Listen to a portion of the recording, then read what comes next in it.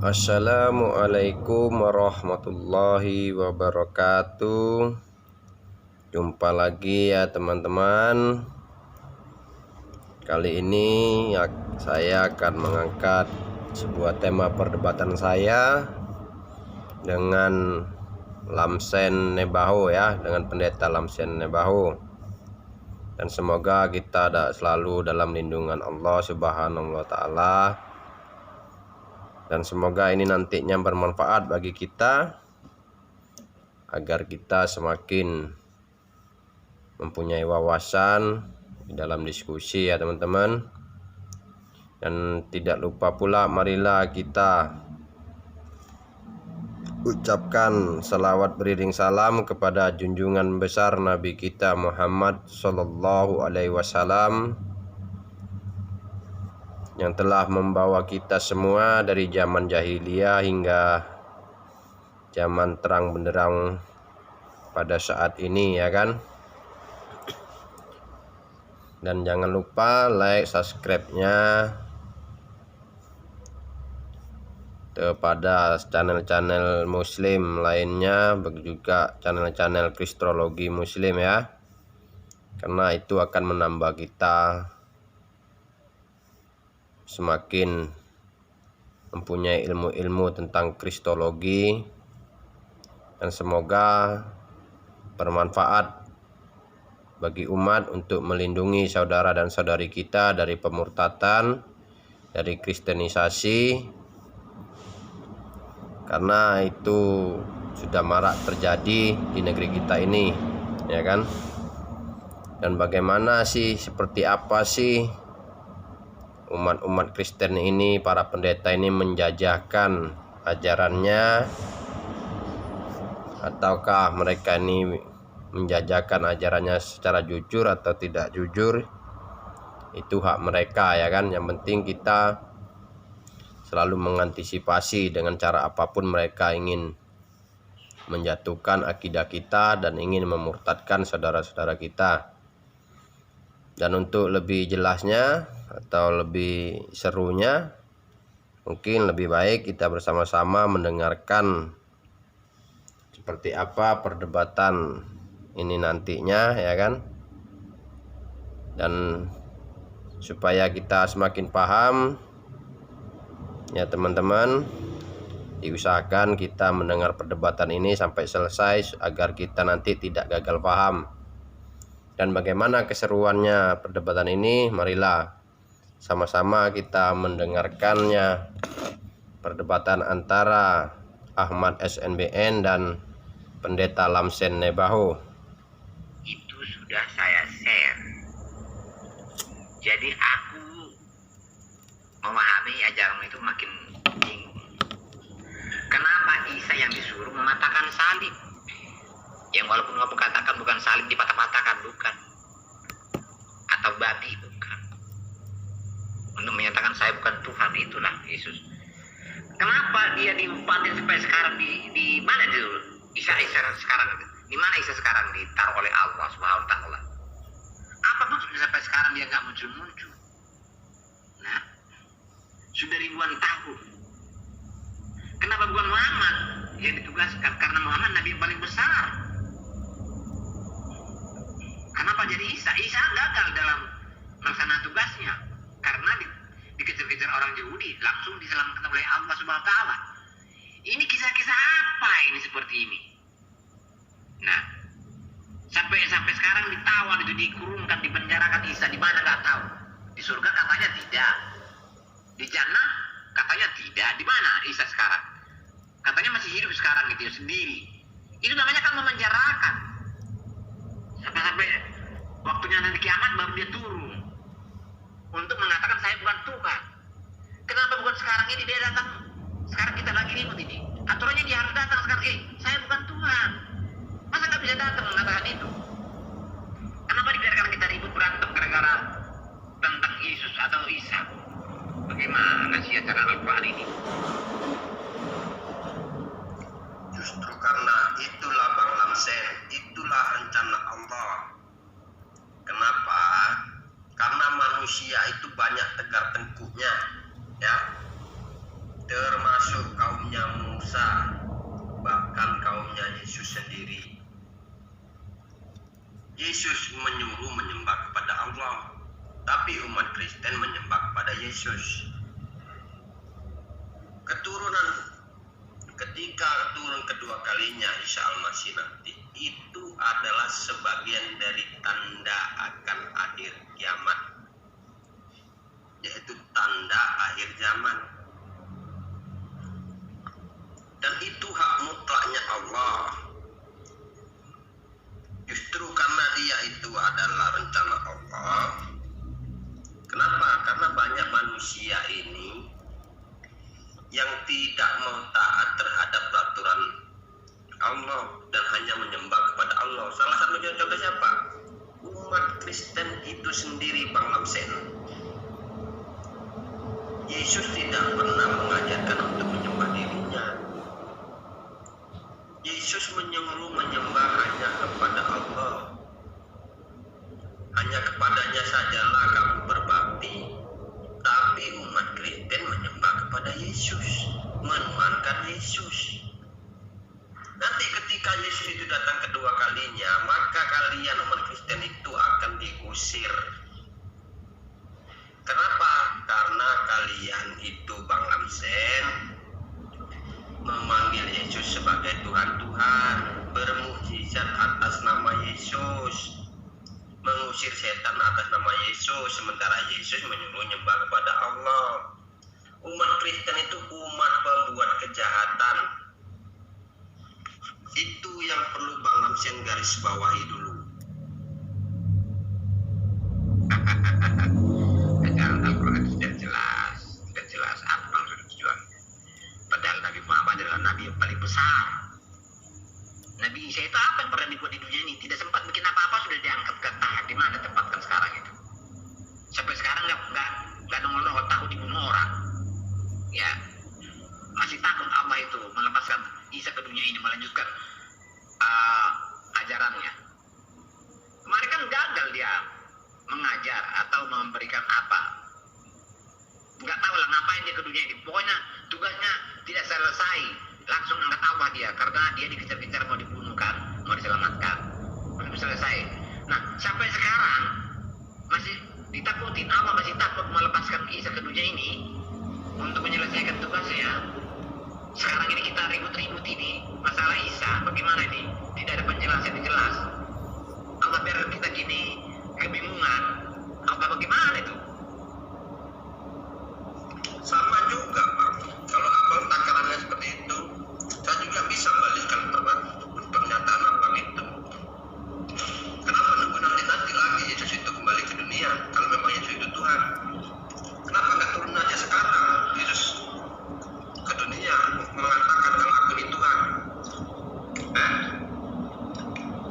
Nanti kan nggak jelas juga ajaran Bible itu. Tapi bukan itu takarannya, Pak. Kita berbicara tentang kebenaran itu berdasarkan fakta.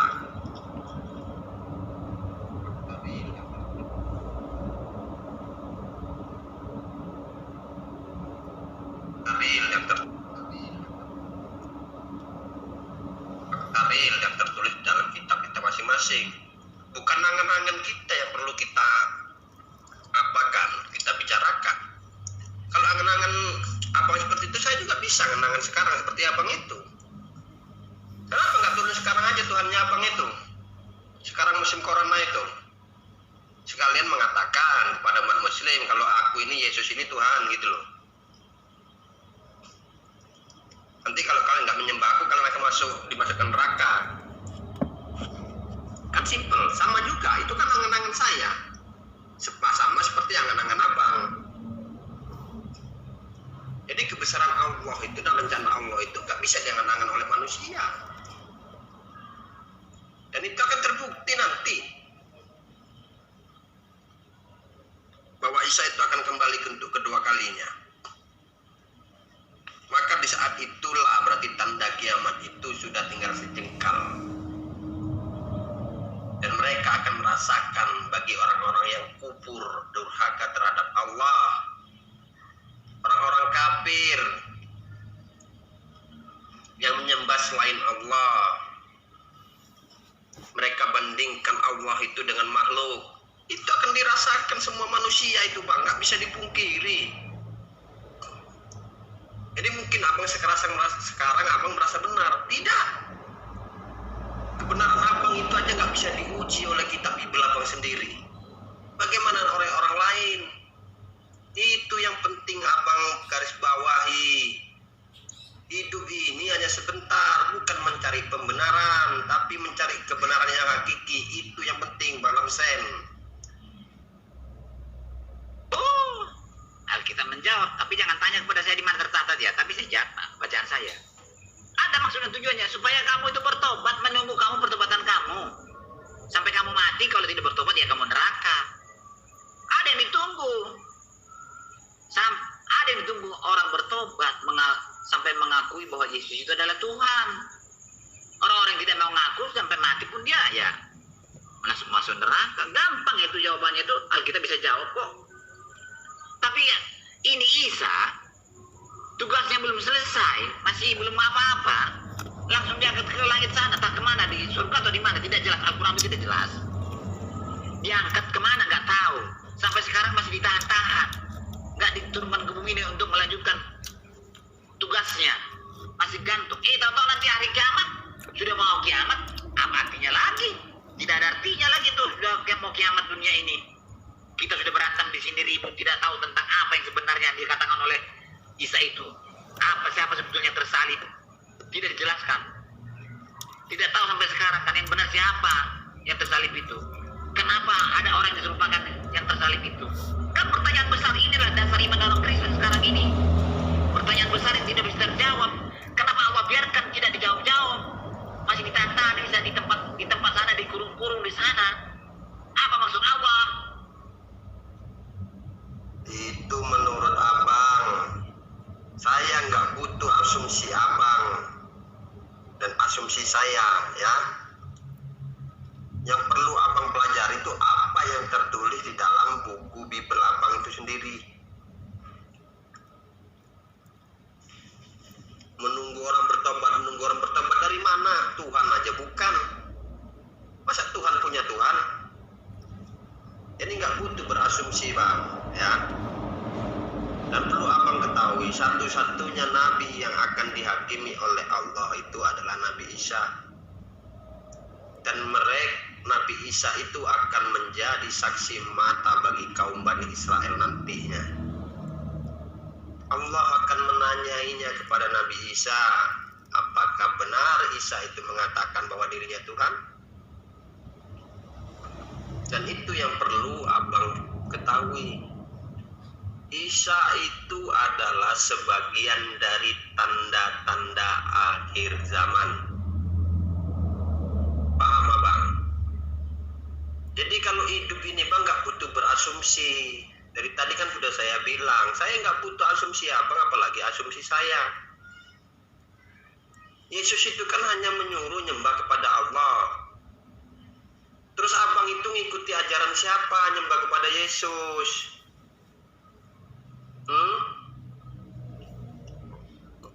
Abang mengatakan menunggu orang bertobat, katanya. Bertobat seperti apa? Sedangkan Tuhan abang aja nanti akan kembali kedua kalinya. Ya. Dan Tuhan abang itu akan mengusir orang-orang yang memanggil dirinya Tuhan, Tuhan. Tuhan abang itu akan mengusir orang yang bernubuat atas nama dirinya. Tuhan abang itu akan mengusir orang yang mengusir setan atas nama Yesus. Orang-orang yang melakukan seperti itu adalah orang-orang yang pembuat kejahatan. Karena bukan orang-orang yang berseru kepada Yesus Tuhan yang akan masuk ke kerajaan surga, tapi mereka yang menuruti segala perintah Bapaknya Yesus yang ada di surga. Paham bang? Jadi gak perlu berasumsi bang hidup ini, ya. Dan saya sarankan bang, abang berpikir dulu secara jernih, ya. Jangan mengada-ngadakan sesuatu yang tidak ada. Jangan menuhankan sesuatu yang bukan Tuhan. Abang itu bukan pengikut Yesus, ya. Tapi abang itu sesungguhnya anti kepada ajaran Yesus. Abang pengikut ajarannya Paulus yang menuhankan Yesus, yang membatalkan hukum Taurat, yang melarang orang bersunat, ya kan? Dan itu terbukti fakta real bang, nggak bisa abang pungkiri. Mau jungkir balik abang memungkiri sehari semalam, itu fakta realnya. Umat Kristen makan babi itu ajaran siapa? Tidak sunat itu ajaran Paulus. Menyebut dirinya Kristen itu adalah bentukan Paulus. Membatalkan hukum Taurat itu adalah perintahnya Paulus. Itu hak pribadi abang mau ingkar apa tidak itu. Tapi pada faktanya memang itu. Bahwa umat Kristen itu bukan pengikut Yesus, tapi pengikut Paulus. Yesus disunat kok. Masa Tuhan disunat? Yesus gak makan babi. Yesus memuliakan hari Sabat, nggak ibadah di gereja hari Minggu nyanyi-nyanyi. Umat Kristen apa? Makan babi, tidak sunat, minum alkohol, ibadah hari Minggu. Itu semua ajaran siapa bang? Coba abang menjawab dengan jujur, berdasarkan fakta. Jujur aja. Nggak perlu berasumsi dulu bang. Kita tes kejujuran abang dengan saya berdasarkan fakta real yang tertulis dalam kitab dan kehidupan yang terjadi sehari-hari abang lakukan. Silakan bang. Kamu jangan campur adukan ajaran Al-Quran dengan Alkitab, ya. Itu Al-Quran bukan Alkitab.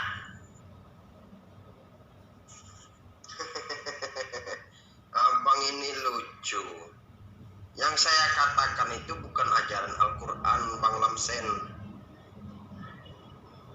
tapi ajaran Bible abang sendiri, ya. Abang baca itu di Lukas 4 ayat 10 kalau nggak salah. Kalau salah tolong diingatkan. Yesus menyuruh nyembah siapa? Suruh nyembah Tuhan kan? Allah yang Maha Esa kan? Dan hanya kepada dia saja lah berbakti kan? Kenapa sih Bang Lamsen ini nggak mau jujur jadi orang? Jujur sedikit kenapa Bang?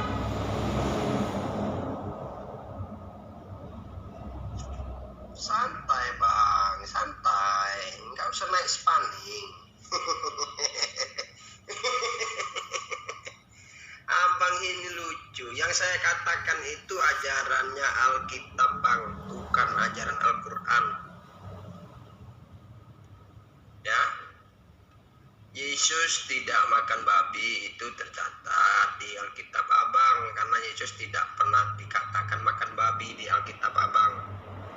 Yesus disunat itu tertulis di kitab abang. Yesus memuliakan hari Sabat. Jujur sedikit kenapa jadi manusia itu bang? Ya, jangan berasumsi, jangan mengingkari fakta bahwa abang itu pengikutnya Paulus. Kenapa saya katakan pengikutnya Paulus? Karena abang semuanya itu halal, haram, hantam. Abang menuhankan Yesus itu ajaran siapa? Ajaran Paulus. Abang makan babi itu ajaran siapa? Ajaran Paulus. Abang tidak sunat itu ajaran siapa? Ajaran Paulus. Abang ibadah hari Minggu itu ajaran siapa?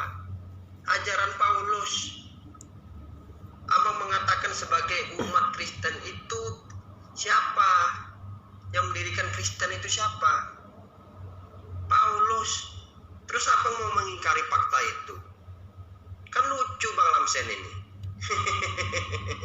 Bang, saya sarankan ya bang, abang berpikirlah secara jernih, ya. Berpikir jernih, jadi manusia itu bang. Belajar jujur terhadap diri abang sendiri. Kalau terhadap diri abang sendiri aja abang nggak bisa jujur, apalagi sama orang lain. Abang aja nggak bisa jujur dengan apa yang tertulis di dalam buku Bible abang sendiri. Yang abang katakan semua sekedar asumsi, mengada-ngada. Apa yang saya katakan abang bilang ajaran Al-Quran. Kan lucu. Ya sudah bang, kalau mau istirahat biar nggak pening abang ya. Besok kita sambung. Aduh bang, Pendeta Lamson kalau dia udah mumet, udah stres ya ujung-ujungnya kayak gitu. Op kata dia, udah mumet itu namanya bang. Ya begitulah bang ya kan. Padahal saya sambil di jalan ini masih yang proyek yang satunya lagi ya kan. Karena saya nggak bisa fokus karena lagi suntuk aja kepalangan buka-buka WA tadi. Tengok ada Bang Lamsen ya kan. Saya cari-cari hiburan. Ntar lagi setengah jam lagi baru buat laporan ke tempat bos. Ya macam mana bang, memang seperti itulah umat Kristen itu rata-rata. Kalau dihadapkan dengan fakta real yang tertulis dalam kitab mereka mulai pening, mulai mau beli puyer bintang 7.